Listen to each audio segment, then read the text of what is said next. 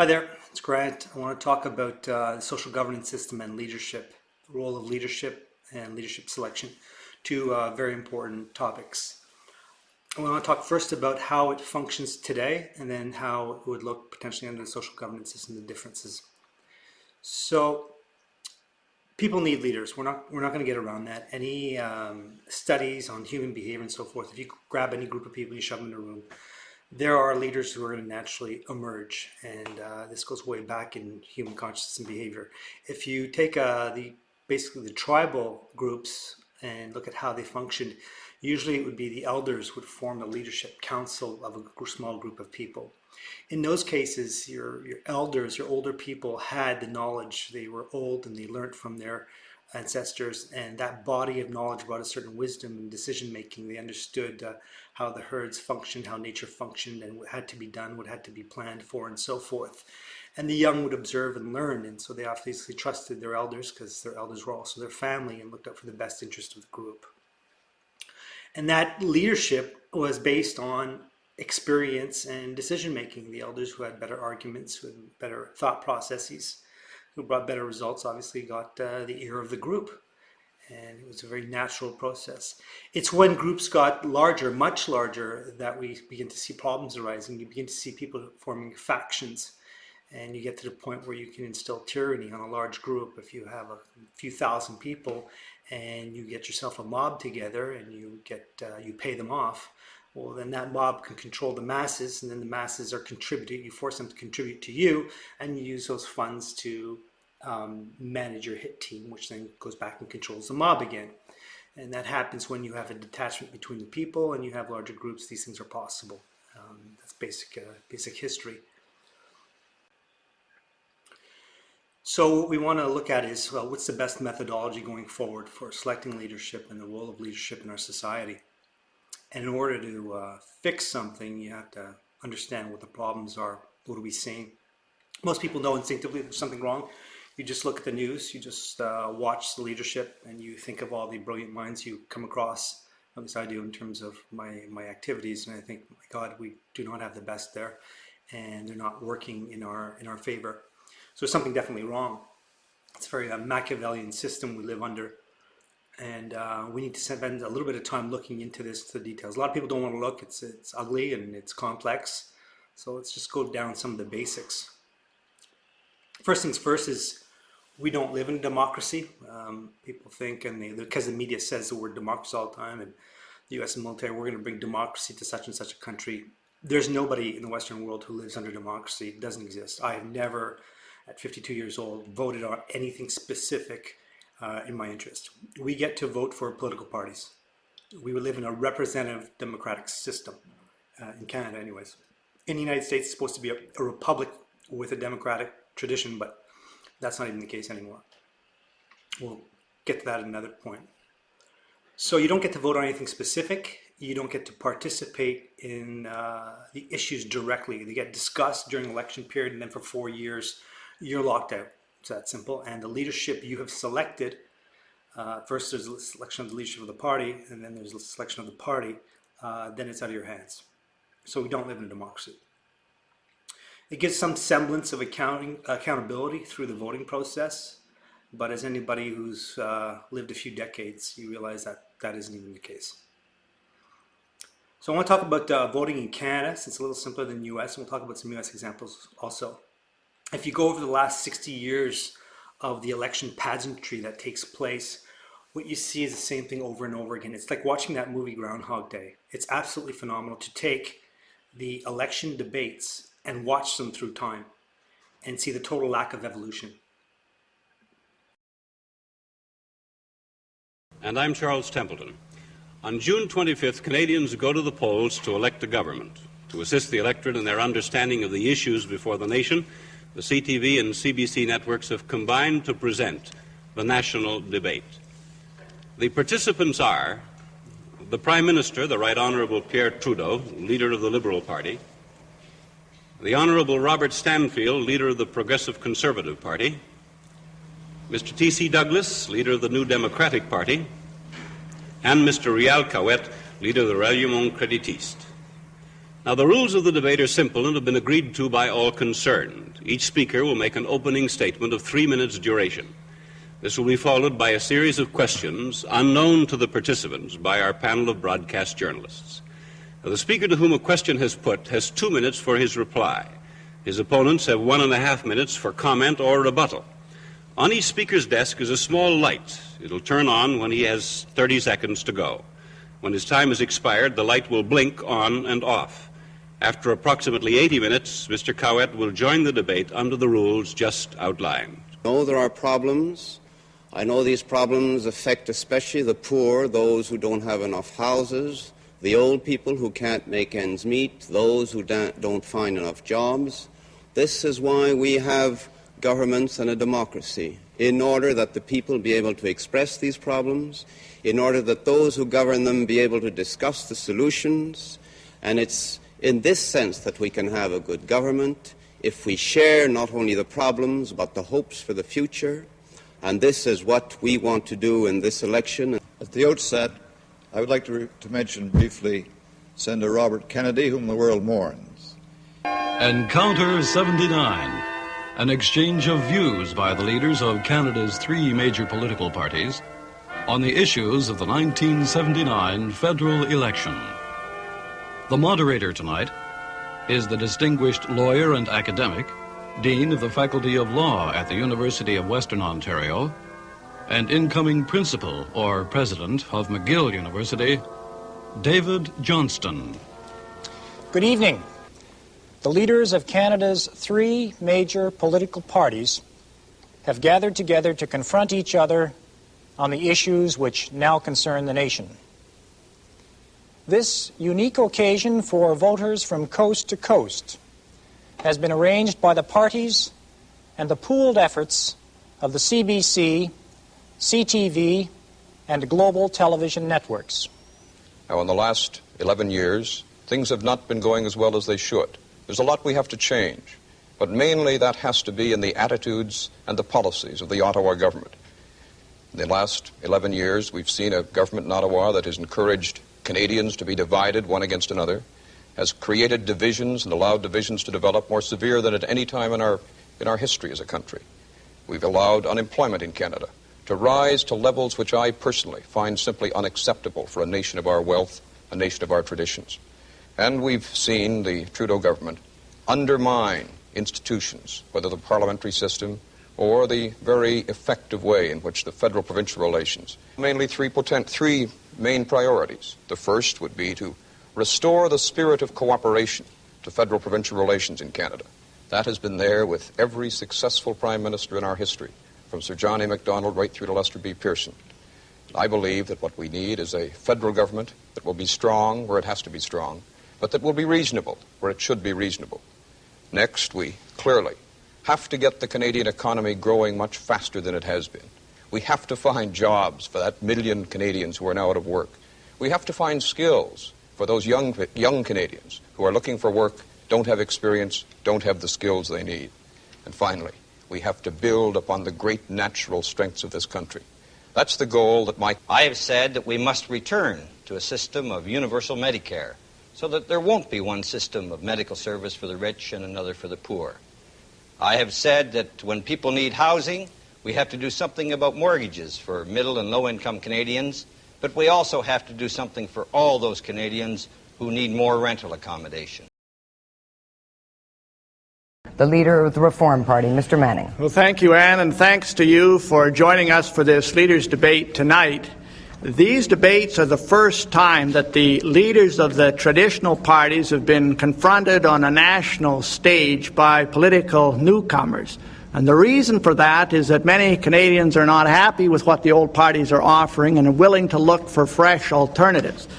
The need for this was illustrated last night, in the debate last night, when, in my judgment, the leaders spent too long and too much time attacking each other and not enough time attacking the problems that are of concern to you. The high unemployment rates, the deteriorating social services, excessive spending, excessive taxation.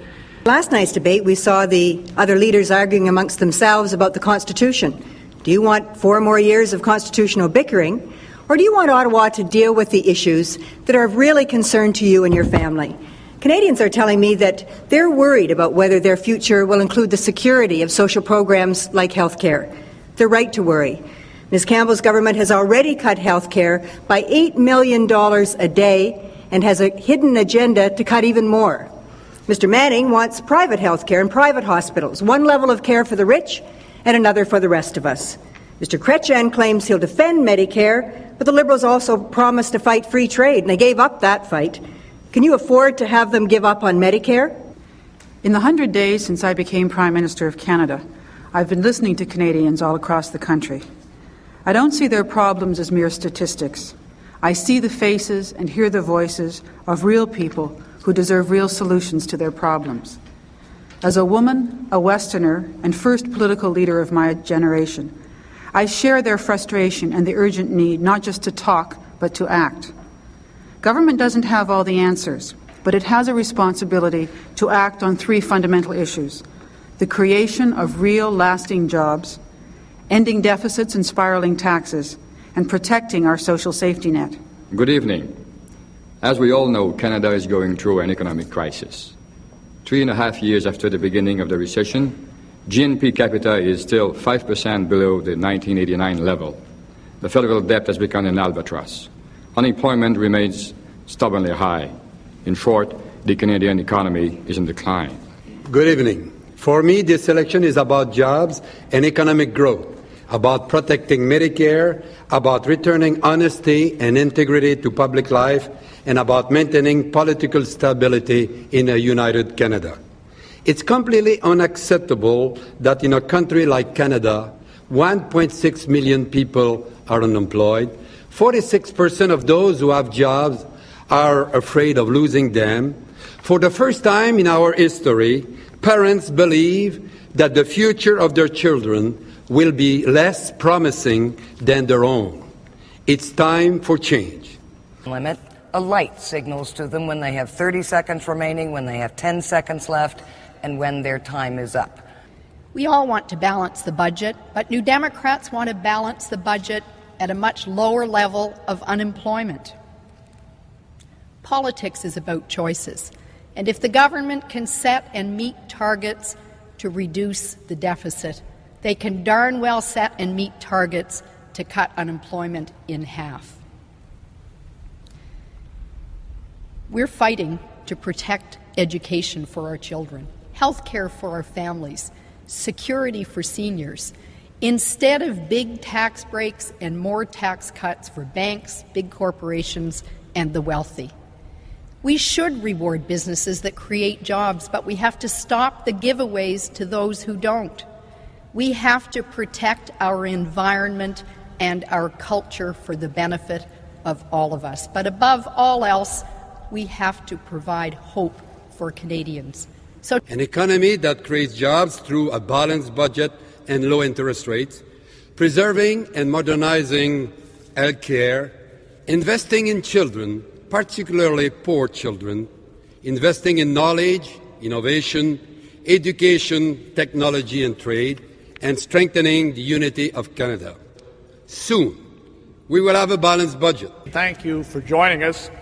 Tonight you will hear from the various federal political parties their positions on key issues of importance to you: jobs, taxes, crime, social safety nets, unity, accountability.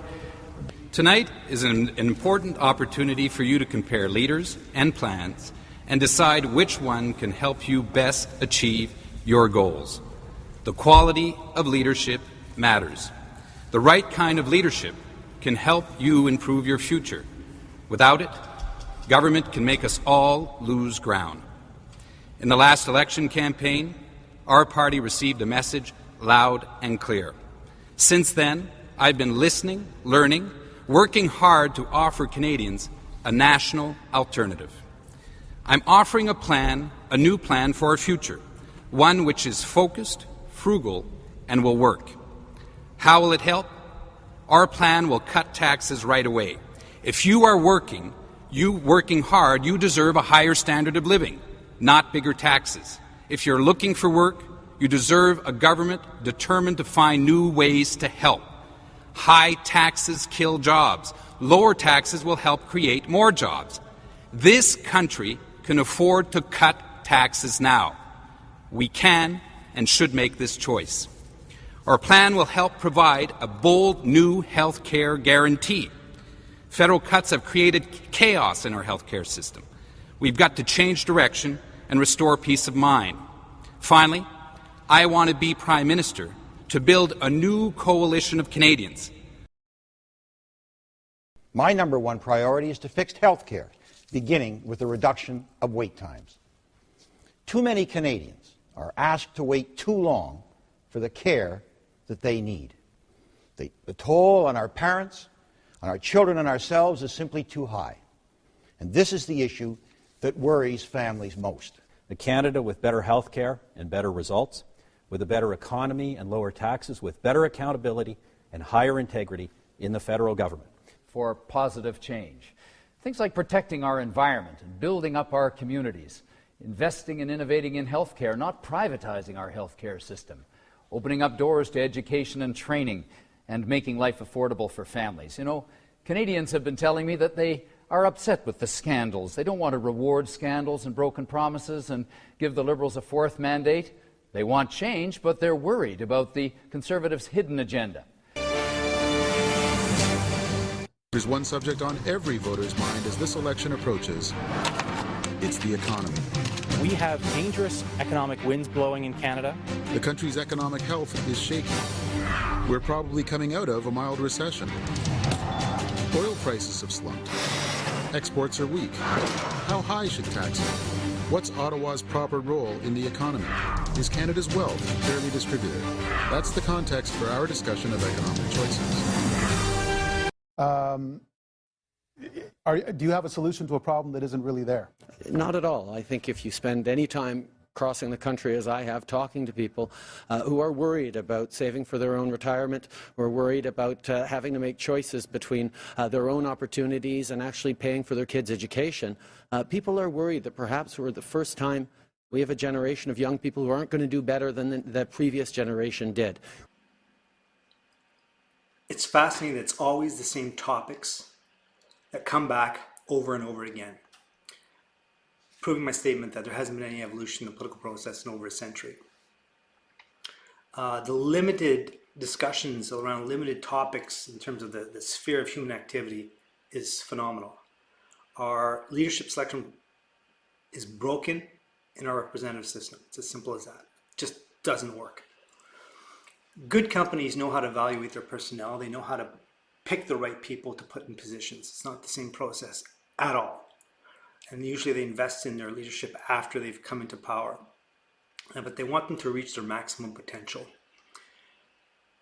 In our current system, it doesn't work. It's an election pageantry. We elect leaders like kids do in schools. It's a popularity contest. Say, okay, who wants to be president? And then the kids all put their hands up, and then they get a few of them up in front of the class, and then they go voting, and the teachers show them that this is politics, and this is what they learn. And then when they're older, it's the same thing. Imagine that. The way we do it in school and primary school is the same way it's done in public sphere. Absolutely phenomenal. And it's essentially the same in all the Western countries. Same model as it happens. That's not by accident. The international bankers, these are people who are private. They have large-scale institutions, and that's a whole other topic in terms of how finance works. But they own most of the stocks of the major corporations. Research has been done time and time again to show the concentration of wealth. When we talk about the 1%, it's actually much smaller than that. But they own the controlling shares. You don't need to own a company outright to make it do what you want. You just need to own controlling shares. So if there's 1,000 people and everybody's an individual, but you own 200 of those people are in your pocket, well, you're going to get to sway things the way you want to go in a corporation. And so if your interest is power, then that's the way to go. And so these corporations also are the media corporations, which play a very big role in our leadership selection process. And all processes in public, to be honest with you, all public perception is created in the past by the corporate media. The corporate media is dying, and now we have essentially tech giants who are now controlling the narrative in the public sphere. They're gaining more control every day. which is basically they're going to replace the corporate media that existed previously, Google and Facebook and so forth. They become the new ABC, CBC, whatever. So we haven't had an independent media to inform the public and hold government accountable since essentially World War I. In the early 1900s, there was consolidation of media. Large corporate interests understood the power of media and had to protect their interests, so they started buying up the media companies. It was easy. So it's been a while. So let's take a look essentially at what media does. If we take the example of, let's say, the Republican race for the leadership of the Republican Party, that Dr. Ron Paul, he was leading in the debate online. They ran a poll in parallel while the debate was happening, and he was skyrocketing. He was more than 26%, and Newt Gingrich was like at 3% or something. And all of a sudden the poll got pulled. People couldn't poll anymore. They couldn't vote anymore on who was winning the debate. So that's hiding information, obviously. And the next day what happened was the news came out, and they said basically, you know, Ron Paul had a good showing, but he obviously couldn't be the leader. And then they talked about Newt Gingrich, who's basically a washout. And that's because the establishment didn't want Ron Paul to be in charge of the Republican Party. Because this is a guy who's a doctor. He knew about health. He knew about medical. He was a veteran. He served. He signed up and he served in the military. Impeccable background. But he believes in the Constitution. And he believes in freedom. And he believes in sound economic monetary policy. And he doesn't believe America should be working on foreign intervention. So all of the behind-the-scenes institutions that make a lot of money off the way things are run today did not want him in power, so the media is given the talking point to basically put it in the public's mind that he doesn't have a chance. Meanwhile, I'm a consultant traveling around the United States, and all I see are people in the airport with these Ron Paul buttons. Like, they don't have everybody else's button, they just have his. So he had a massive public following, but the media is able to spin and control the perception of the mind, and people say, well, I'm not going to waste my vote because he's obviously not going to get it because they've been told by their media. And that's one of the examples of how they control public perception. Another example would be Howard Dean. Howard Dean was running for the Democrats, I think in 2004, and he was 20% ahead of the pack. I mean, this was a big lead, and he's in the riding in Ohio, and he's giving his speech. He's tired. He's been talking a lot, and he lets out a yell, just a yell, and it's nothing. Most people would look at it and just keep moving. But the media grabbed this, and they put that yell on a loop, and they basically positioned this and started saying, well, is this guy presidential material? You know, just by that yell, because they couldn't attack his platform because the public saw his platform as being solid. So what happened was they just basically kept harping on this unimportant, not an issue that he had, nothing of importance, just a yell he let out, and that torpedoed his running for the Democratic leadership. You know something? You know something? If you had told us 1 year ago that we were going to come in third in Iowa, we would have given anything for that. And you know something? You know something? Not only are we going to New Hampshire, Tom Harkin, we're going to South Carolina and Oklahoma and Arizona and North Dakota and New Mexico. And we're going to California and Texas and New York. And we're going to South Dakota and Oregon and Washington and Michigan. And then we're going to Washington, D.C. to take back the White House. Yeah!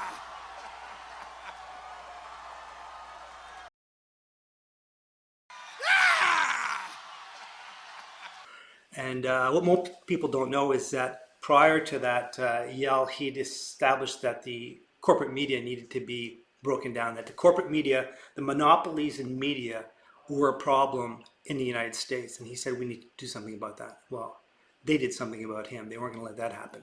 So that's how that rolls. So your choices for leadership are manipulated by the media. So there's the leadership of the political party gets manipulated and taken down to those few that hold the line of what the corporations and those behind the scenes want. And then the next thing is when the party comes into play, when you have your two-party system. It's always two parties. You get Pepsi or Coke because they don't want people having more complex decisions to make. And they'll have other parties running to filter off and play those against to position the party they want. And it'll be the same thing. They'll position the parties and the leadership of the party in the same way when it comes election time. And it's the same recipe.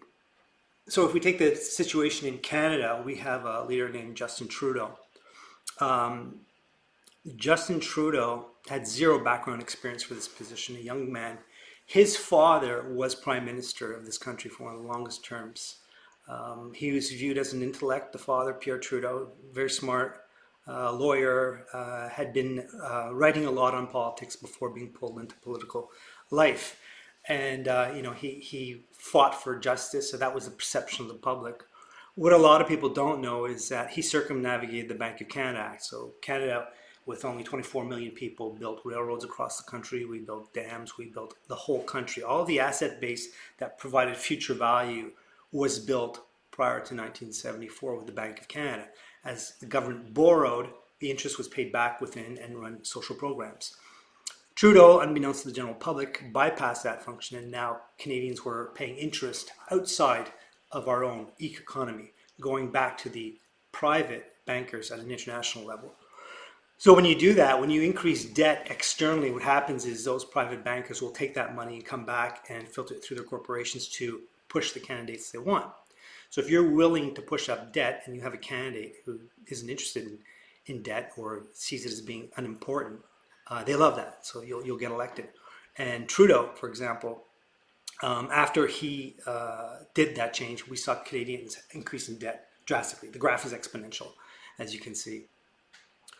So this is one thing. The Liberal Party itself introduced a goods and service tax. It was to pay off the debt. They said it was temporary. That was 30 years ago. So it was temporary. It's going to be like 5-6 years initially. And the provinces got on top of that. Now a service charge debt on things you buy is one of the most regressive taxes you can have.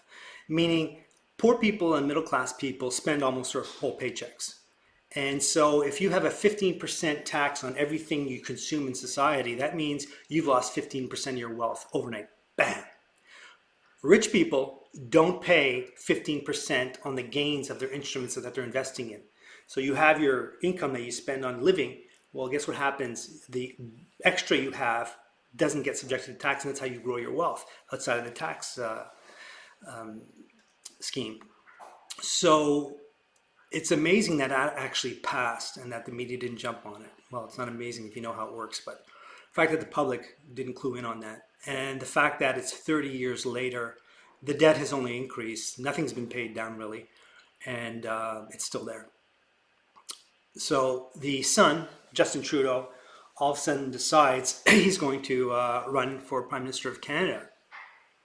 If you took the job description and you gave it to any HR manager in the country and you said, listen, I've got this position.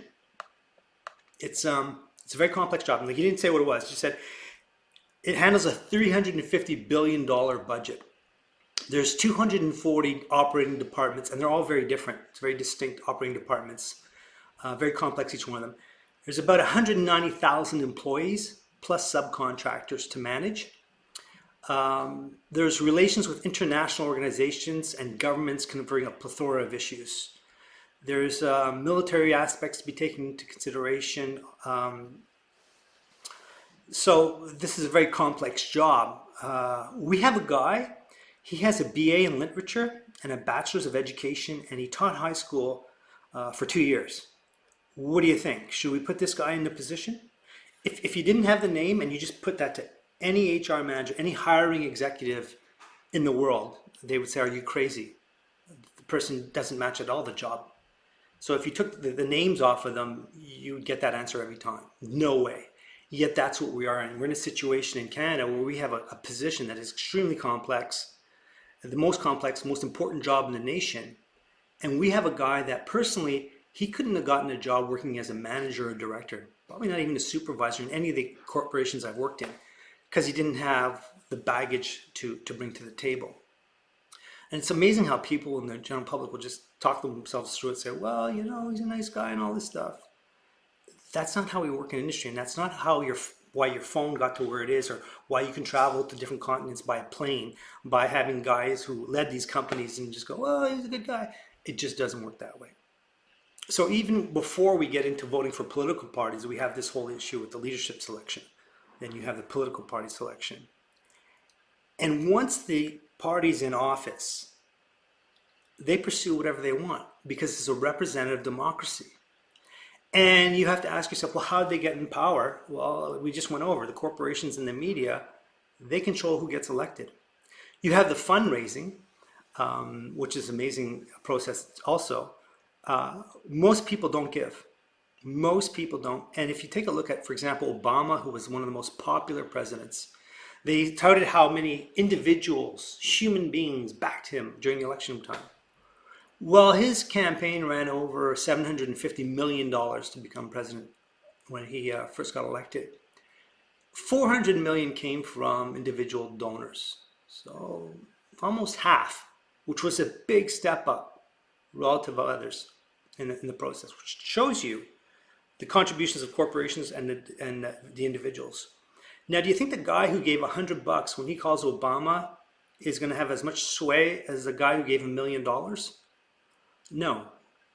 That's the way the political system works. Once they're in power, they're obviously going to have to support those who supported them if they want to work for re-election. That's why nothing ever happens in the interest of the people. When you look at it, in order to get real change in government policy, people have to work outside the system. They have to form groups, large groups. They have to have petitions. They have to organize outside the government system.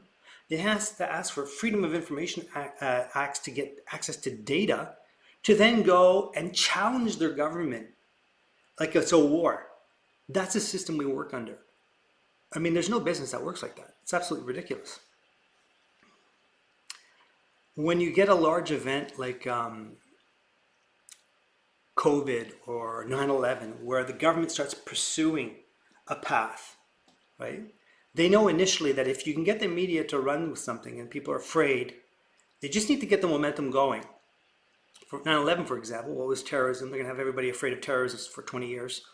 And they went on this path where all of a sudden they started attacking different nations. Or they wiped out Iraq, wiped out Afghanistan, which had nothing to do with any terror attacks on U.S. soil.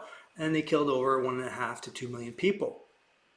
Well, that machine, once it was going, it was impossible to turn around. I mean, most people in America didn't want to go into Iraq. The popular vote showed that. Because you had representative democracy, the machine was off and running and doing what it wanted to do. And we see the same thing now with this COVID-19 thing, where 99.9% of the population are not at risk, meaning your risk of fatality is 0.1% or something like that. Yet all of your rights have been removed. This thing has started as a pandemic, got everybody feared, the media machine got going, the politicians got all vested in it, the machine rolls, and then the data start coming in saying, well, this isn't actually a pandemic. A pandemic is something that affects a large geography and a large percentage of the population. And you look at histories of reading of pandemics, you have dead bodies. And right now we have old people dying. The median age of people dying is 84, and people actually die at 81 on average in Canada, for example. But the machine's going. And to turn the herd around, it is very difficult. It requires a lot of energy. So in the US, for example, it costs almost $1 billion now with Trump to get elected. And the election cycle is more than a year long. So there's a preparation for election, then you get elected, and then you bring the incumbent in. And then what happens is that most of the people are already worried about the next election. So your elected officials, their jobs really is to be elected. It's not to actually do much. The standing government that's in place, those people who are unelected, they actually run things. And the whole thing is a pageantry of people who actually don't add much value. Now, in the case of the president, it's a bit different because they've acquired a lot of power over the last 20 years in consolidating what they can do. But the other people in Congress, most Congress people, you look at their track record and what they've actually accomplished, it's not great. And in Canada, with MPs, most Canadians don't even know who their MP is. We know who the Prime Minister is at best, right? So you have this corporate media role, you have this political party role, you have this costly popularity contest to determine who the ruling leader and the ruling party are. These three things working together are a failed system, as clear as day. It creates the worst leadership selection process imaginable in a world of talented people. It's that simple.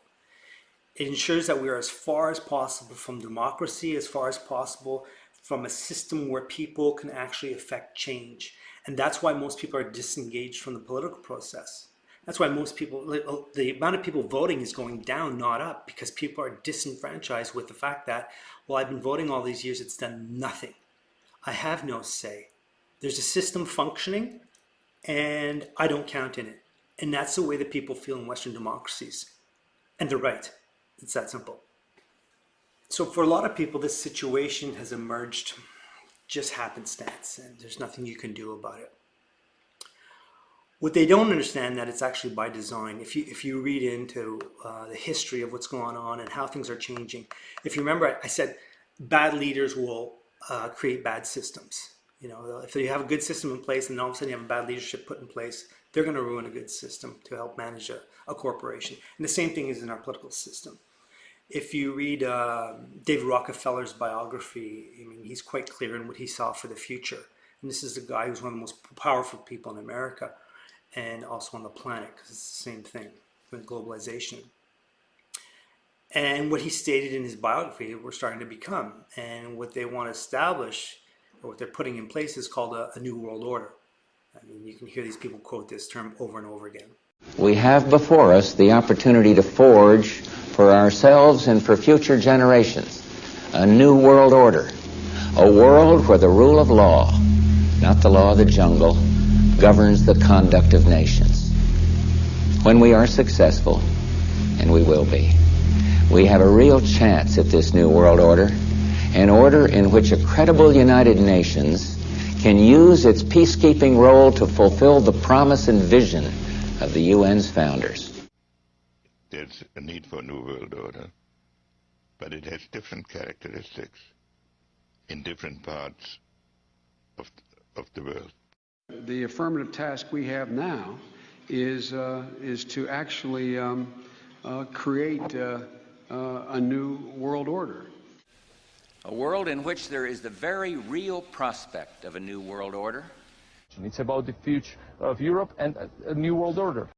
After 1989, President Bush said, and it's a phrase that I often use myself, that we needed a new world order.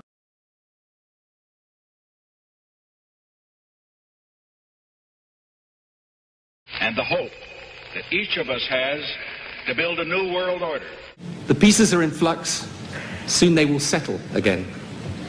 Before they do, let us reorder this world around us. So that the problem of the Bush presidency will be the emergence of a new international order. Within the next 4 years, we will see the emergence of a new international order. The beginning of a new international. In conclusion, ladies and gentlemen, a new world is emerging.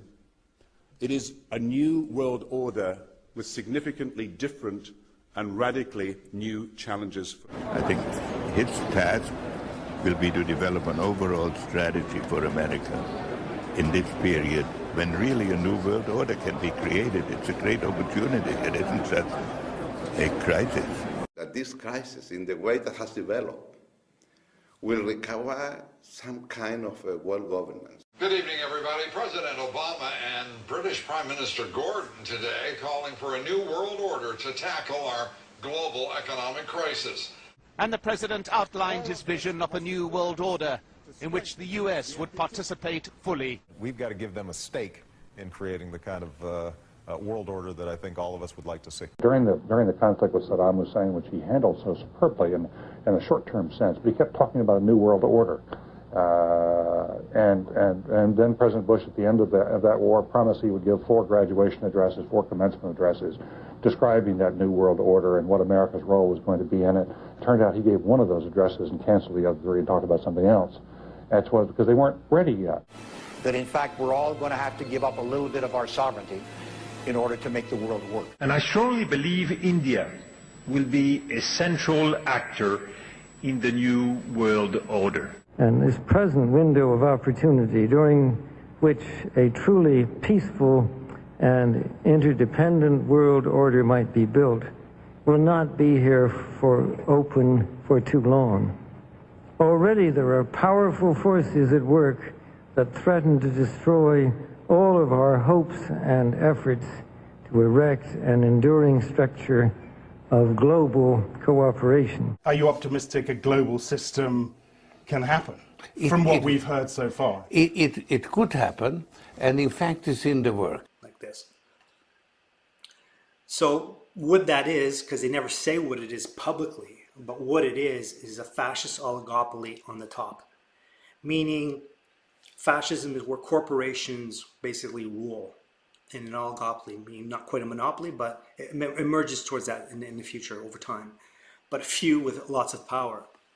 So we can see this now coming about. So we have Cuomo, Gates, and Bloomberg who are setting up a group to decide what the future of New York will look like, which will be the poster child for the rest of the United States post-COVID, the new normal. So we have a disease that isn't even killing 1%, not 0.1% of the population who are aged. And they've now got a task force, and that task force isn't by a democratic process, not by the people, not by the citizens. It's by the leaders of corporations. Now, in Rockefeller's mind, the idea was if somebody becomes a corporate leader, they're the best to manage because they have the experience and they should decide on the future of humanity. It's essentially that simple. Now, there's some merit in that, in the fact that, yeah, it's true. Somebody like Bloomberg or whatever have managed big corporations, and they have an understanding of complexity and budgets and all that stuff and technology. But the problem is that there's not just their thought process in the future going forward, there's humanity, there's citizens.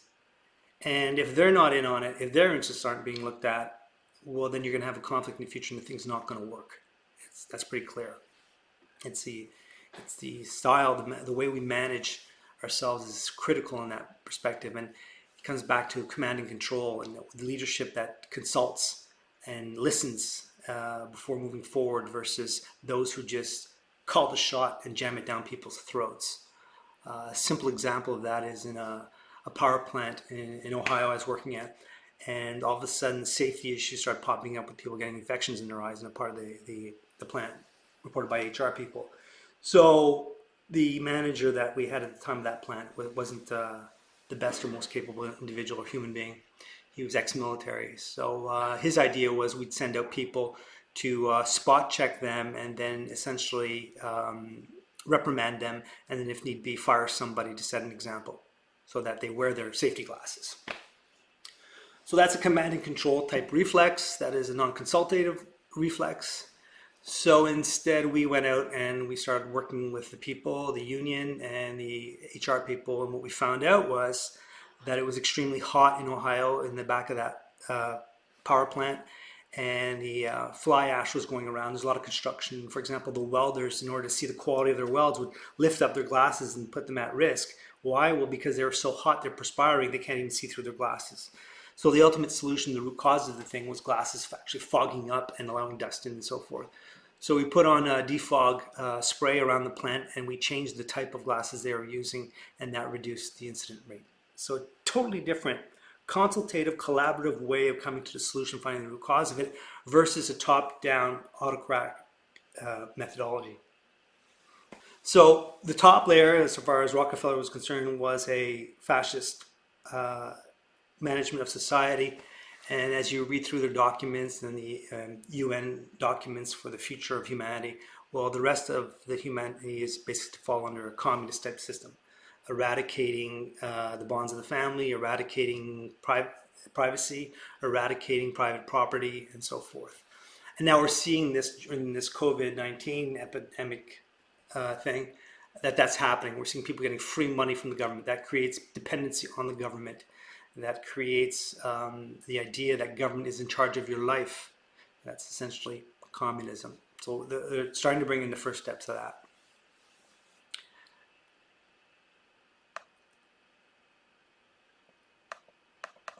The rights of human beings are going to be slowly eradicated, and we're seeing that. We started seeing the eradication of our fundamental rights with on an accelerated level with George Bush, who referred to the Constitution of the United States as a piece of paper.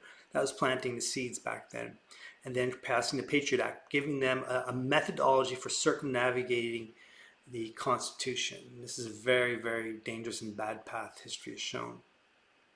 And now in 2020, we have this pandemic where all of the years prior, presidents have been passing executive orders and consolidating their power in a case of emergency.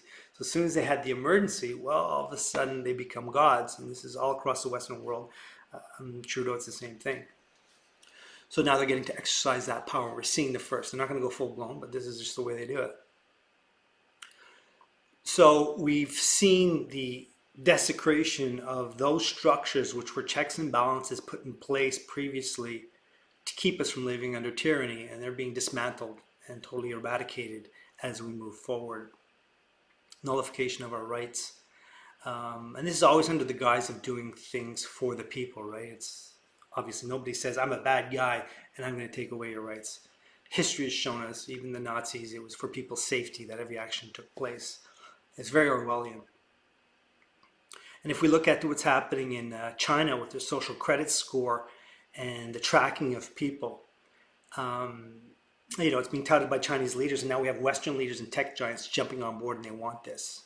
I mean, it's the complete reversal. There was a time when you as a private citizen, your information was private and the government's information was public. That's the way it was set up because they're supposed to serve you. We're now in such an Orwellian time where the tech giants are taking all of your personal information, whatever they can get their hands on, and they share it amongst themselves. And the government is sharing, and you have to go through years, if not decades, of Freedom of Information Acts to get anything that is of any importance out of your government. It is completely flipped, and they're going to do the same thing with the social credit score system. It's going to be about the people and controlling them versus the government. Very bad, very bad. And then if you do anything about this right now, well, then you're in hot water. If you're a whistleblower, and the government will put in systems in place for whistleblowers, but anybody who's talked to a whistleblower knows you never use a government system for whistleblowing because they're there to capture you and annihilate you to begin with so that what you're doing doesn't get out. And so the ones who knew that and used the systems, such as Julian Assange, Chelsea Manning, or Edward Snowden, these people put everything on the line. All they did was divulge information that showed criminal activity within governments, and their lives have been absolutely destroyed through the legal system. So the legal system is also another problem that we'll talk about later in another video. But it's criminal what's happened to these people, and they were doing things in the best interest of the people. So people working in the best interest of the people are now criminalized, and those people who do criminal acts in government are held up as heroes.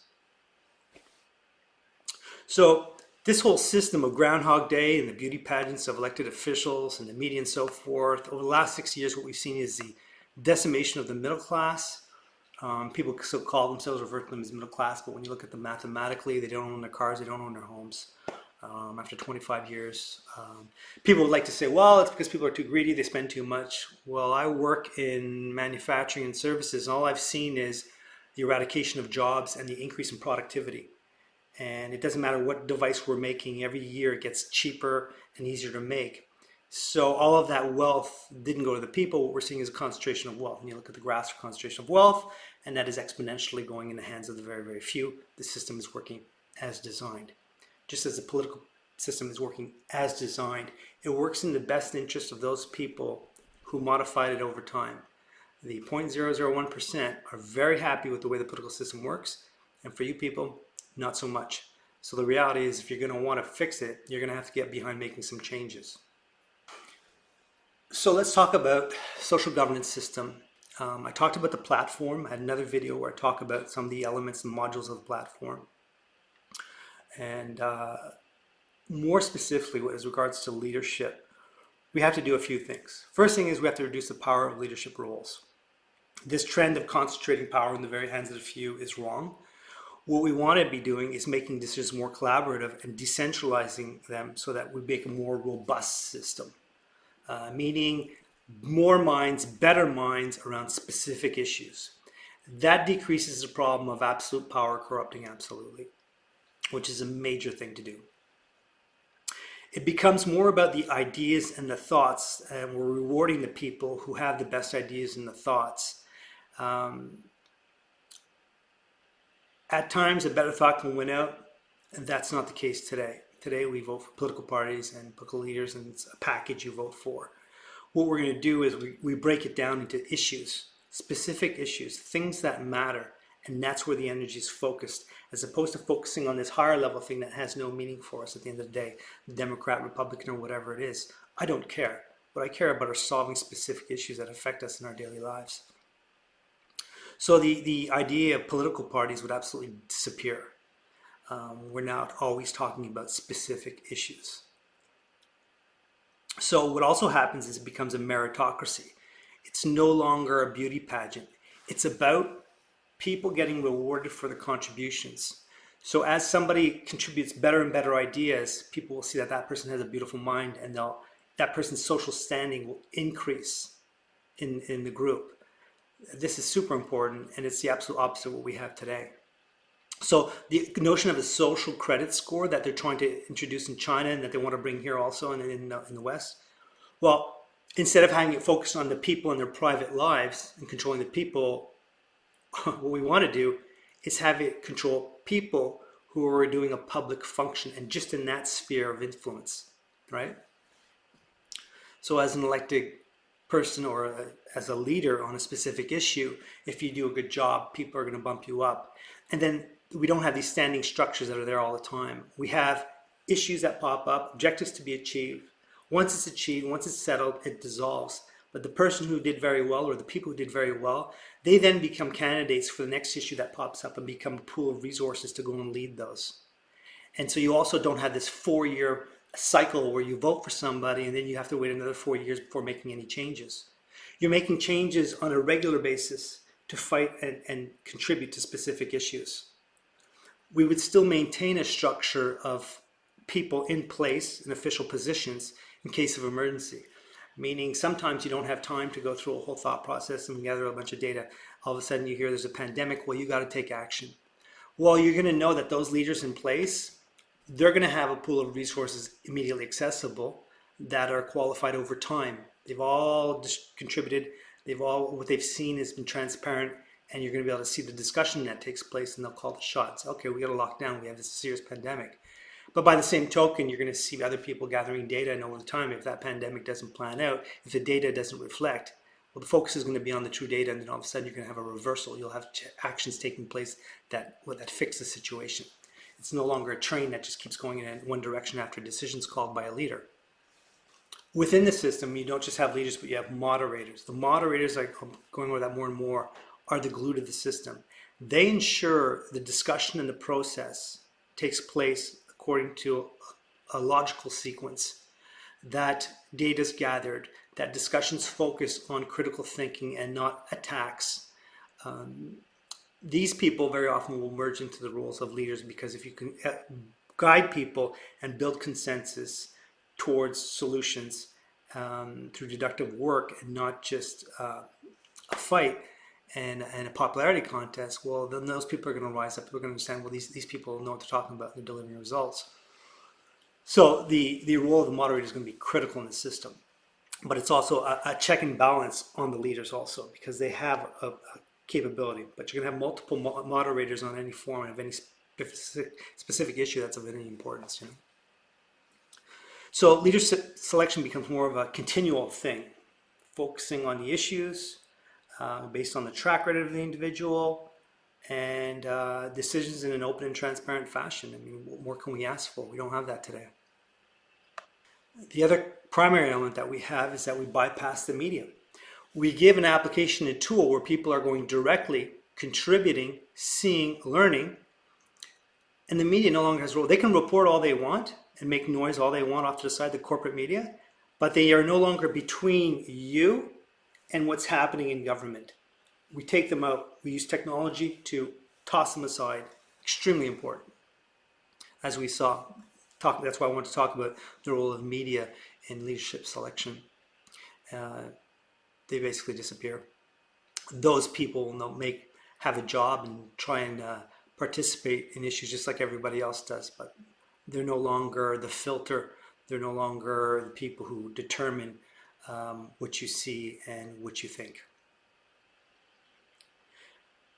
We'll know we're successful if one day the system's working and you wake up and you realize that the person you've been supporting is nobody you would ever have voted for in previous life.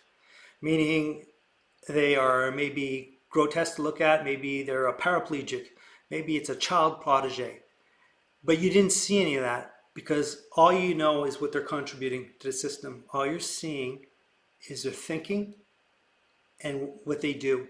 That's it. So to me, that would be a great success. One day to be able to say, wow, look, that's the person that's been doing this. That's amazing.